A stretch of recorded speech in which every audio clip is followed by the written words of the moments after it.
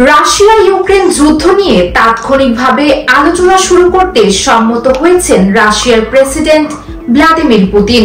President ট্রাম্পের সঙ্গে পুতিনের ফোনালাপের পর বিষয়টি নিশ্চিত করেছেন ট্রাম্প নিজেই।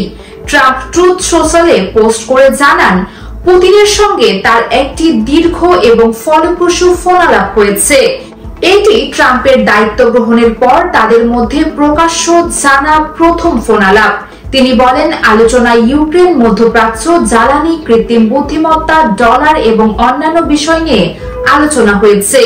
ট্রাম্প লিখেছেন, আমরা দুজনেই একমত হয়েছি যে রাশিয়া ইউক্রেন যুদ্ধের ফলে যে লক্ষ লক্ষ মানুষের মৃত্যু হচ্ছে তা বন্ধ করতে চাই। প্রেসিডেন্ট পুতিন এমনকি আমার শক্তিশালী প্রচারমূলক স্লোগান কমন সেন্স ব্যবহার করেছেন।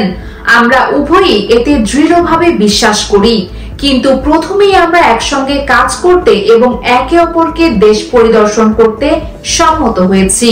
US Bengal news desk.